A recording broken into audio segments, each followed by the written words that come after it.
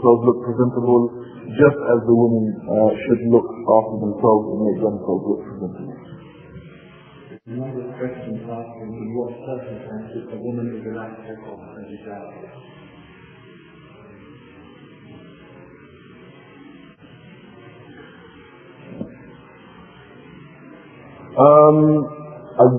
Unless you can sort of further give me some details of exactly what you mean, then then it's very clear. It's mentioned in the Quran exactly as to who are those people that you are allowed to take off your hijab in front of, and they basically constitute your mahram, those people who are your mahram, or your close male relatives.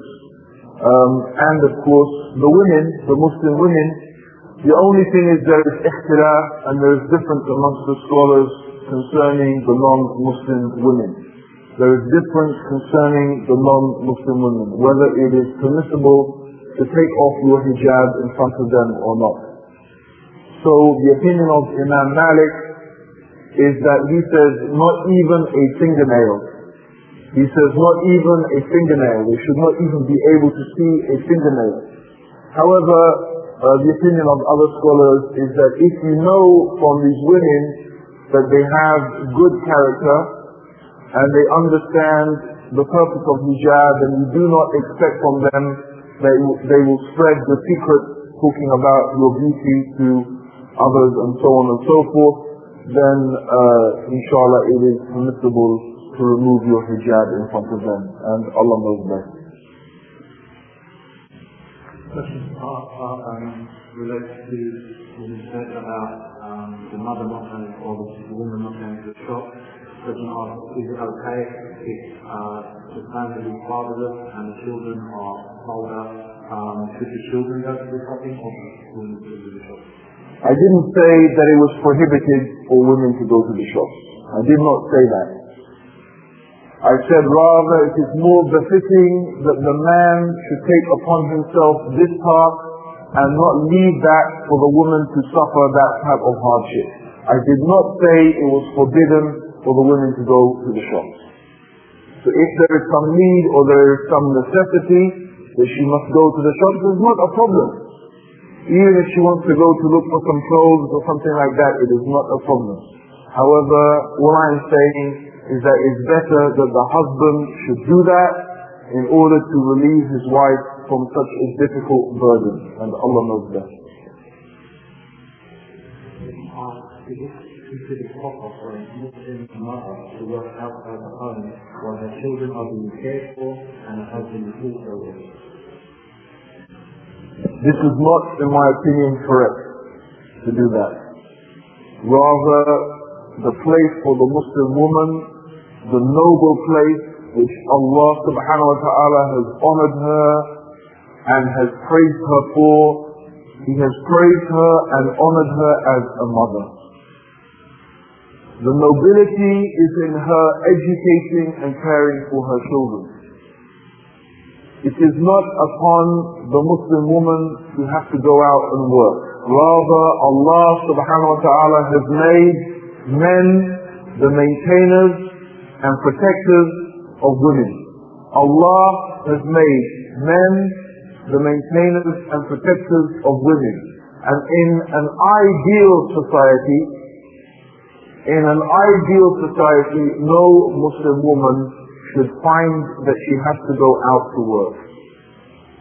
Because the caring of her and providing for her, if she does not have a husband who does that, then it is upon her father or her brother or her male relatives, and if not, then the whole of the Muslim community, male community, are responsible for making sure that she is providing for and being able to keep her from the hardships of going to work. In other words, it should be facilitated for the Muslim woman to stay at home and care after the children. So, however, if there is something from need or necessity, for example, you are running a Muslim school and you are desperately in need of qualified female Muslim teachers, and this woman happens to be one of those few people who are qualified, then in order for the greater benefit that would come to the whole Muslim community, then inshallah that might be even a good thing. But Allah subhanahu wa ta'ala knows best. There's a number of questions asking about the rules of a Muslim woman traveling alone without their husband. Can you clarify who the Muslim woman can travel with? The Muslim woman can travel with any mahram, any male mahram. She is permitted to travel with any male mahram, and she should not leave, or she should not embark upon a travel without a mahram, whether it is of 2 days and 2 nights, or 3 days and 2 nights, or less than that. Because the Prophet ﷺ said that any woman who believes in Allah and the last day will not travel without a mahram. And as we find some of the Muslim women doing these days, traveling vast distances without a mahram, then this is not permissible. And some of the things that we see them doing, for example, their husbands take them to the aeroplane, then they sit in the aeroplane and someone picks them up on the other end. This is not permissible. This is still traveling without a mahram. And we know that in the aeroplane any type of thing could happen. The plane could be delayed, it could be diverted, it could end up in a wrong place. The woman could be staying in that place for any amount of time. All types of iniquity and evil could take place on the aeroplane itself. So we consider that this opinion to be absolutely batil, to be absolutely false. It is not permissible to do that. Rather, a woman should be accompanied by a mahram who is one of her close male relatives. And as for those who consider that Muslim women traveling in a group constitute mahram, then we would like to know what is the proof for this? What is the evidence for this? As for the saying of the noble scholar, the great scholar Imam Malik, and he is often quoted, or is it Imam Shafi? Sorry, Imam Shafi was often quoted as the person who has given this ruling, then in fact he only allowed this for the Hajj. Was it Imam Malik? The opinion of right the first time, Imam Malik. He only allowed this for the Hajj. Why?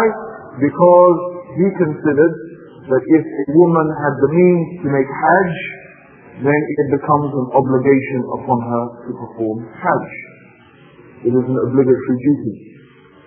And if she did not have a male relative who could take her, then traveling with a group of women would be sufficient.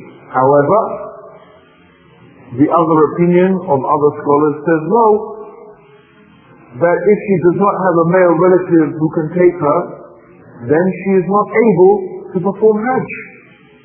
So therefore the ruling of her ability to perform it does not come into existence. Because amongst those things that make her able is to have a male relative to take her. And that, inshallah, is the correct opinion. And Allah knows that. In my opinion, it's the correct opinion. What would you do if a sister is always arguing with her husband and finally gets to the point where she is going to kick him out of the home? First of all, I don't really know what this means. That it is not correct for a Muslim woman to kick her husband out of the home. If you mean by that divorce, then even if you divorce in Islam, brothers and sisters, divorce should be done in the best way, with the best manners, that you come to